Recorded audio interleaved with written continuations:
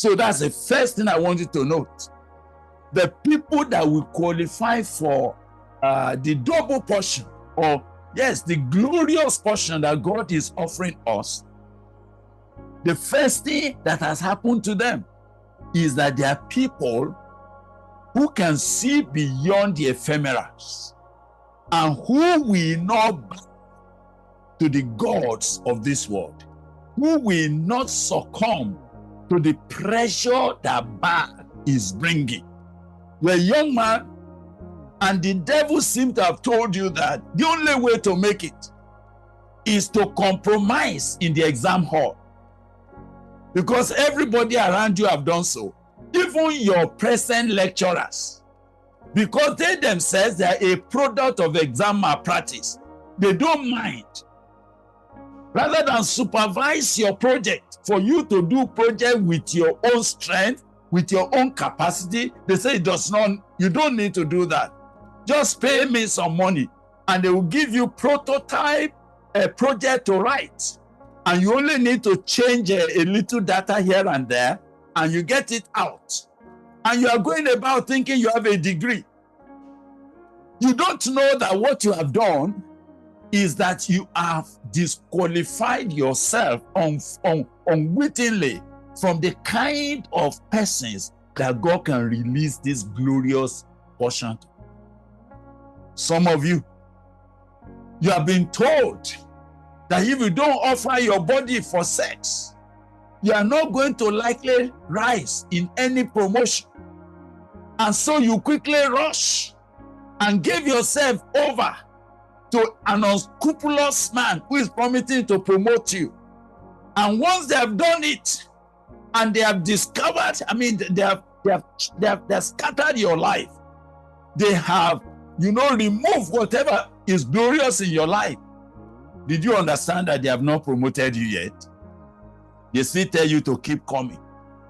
And they still tell you that it's not only one time that they will sleep with you and then you get what you are looking for. You just have to be their regular customer, and you have not become anything.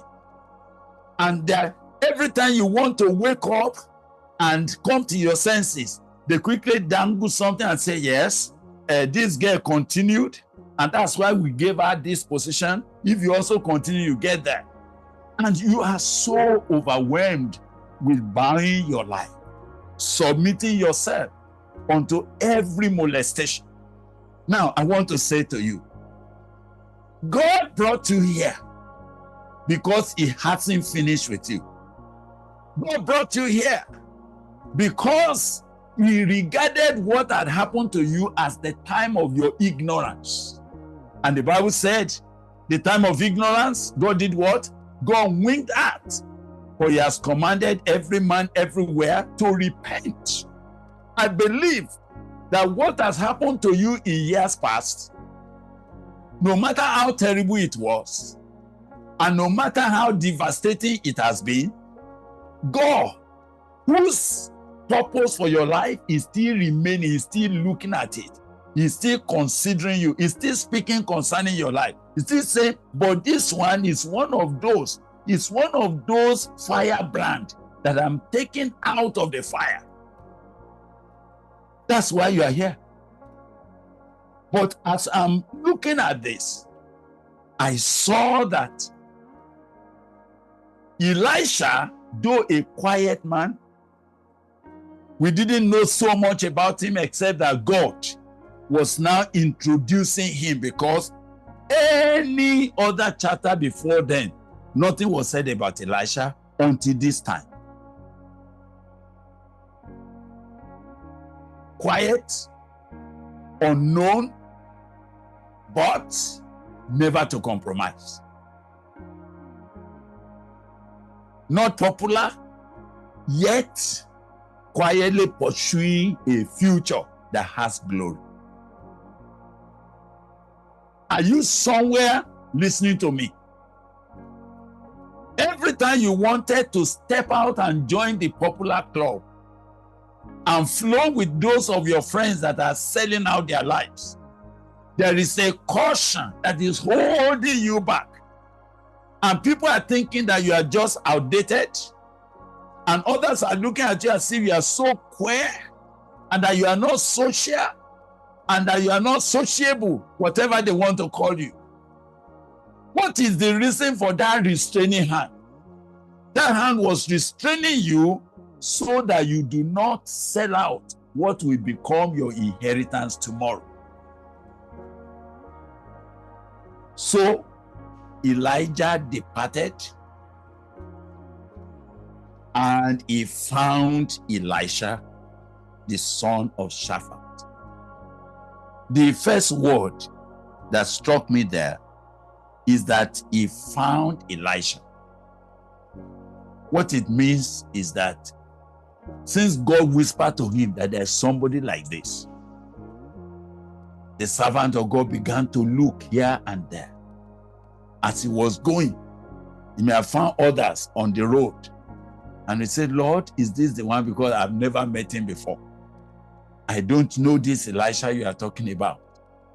But when he came to that place, he found Elisha, the son of Shaphat. He found Elisha.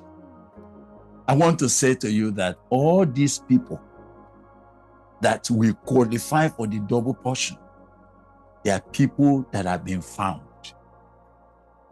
They are people that God had located. There are people that are not just roaming everywhere. They have been found. They have been found. Let me ask you, have you been found? The Bible said about David, I have found a man after my own heart. Have you been found? Let me tell you that God has been looking and seeking for your life. God has been sending men, his messengers, to look for you. God may have sent a brother or a sister to your house so that you be found.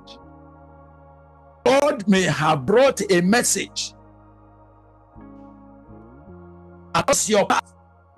Maybe 5 of you are in the same class, and all of them heard this message, but they all laughed and made mockery of it.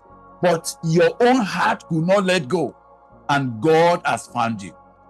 Let me ask you, have you been found? Or you are still roaming about? Have you been found? Or you are still in the bush? Have you been found? Or you are still, being deceived left and right? These men, God finds them. Say, I have found a man after my own heart. What a very, very critical thing to note, that all the people that will be qualified for the double portion, they have been found. They have been found. When the word found is introduced here, for me, it meant a lot. Number one, for Elijah to find Elisha, it meant that Elisha was not just by the road that you can easily stumble at. It takes a divine arrangement to find you out. God had to send his son. He said, for the Son of Man came to seek and to save those that are lost. I want you to know that what qualifies you to become a candidate for double portion is that God has sought you out and you have been found. Because all of us, we were born into darkness. All of us, we were lost. And if God will not help to find us out, we are on our road to perdition. And if God will not find us out, that which is lost can only continue to be lost. All souls that have not yet met Jesus, they are lost. They are lost presently, and they will be lost tomorrow if they are not found. And my friend, my brother, whosoever you are, let me ask you, have you been found? Have you been brought back from that merry-go-rounding that you are? Have you been found? Because the natural life is already lost. The man that has not met Christ is a lost sinner. And any man that has not been found, may I say to you very, very respectfully, he is lost. You may be sitting in a meeting like this, but because you have not come to Christ, you may come to a meeting, but you have not come to Christ, you are yet to be found. You are still lost. If Jesus had not yet entered into your life, it means you are still among those that are lost, that heaven is looking for. He found Elisha. Have you been found? Have you been found out of sin? Have you been found out of the dungeon of darkness? Have you been found from the midst of those that always sit among the scornful? Have you been found out from those who gave themselves unto addiction, pornography, sexual immorality? Have you been found out? You say, I'm in the choir. That is not equal to being found, though. You may be in the choir and yet you are still lost. Some are already even on the pulpit preaching, but they are still lost. They are lost to God. They are lost to the kingdom. They are lost to the purpose of God. And they are yet lost even to the purpose for which they were born. Have you been found? If you are not found, friend, he'll be telling you that you are going to have double portion. Where will you get it? We're still looking for you.